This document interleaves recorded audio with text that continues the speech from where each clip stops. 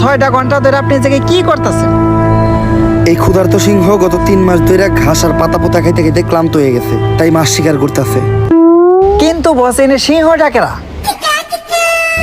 জলজান্ত সিংহ তোর সামনে খাড়াই আছে, দেখছ না?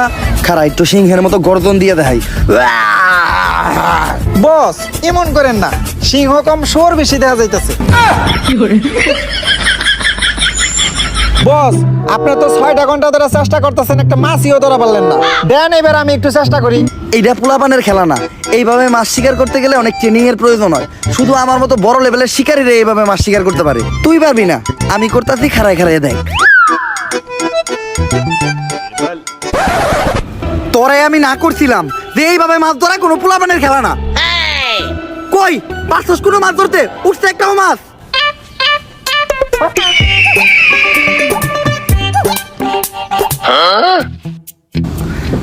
খেলা না।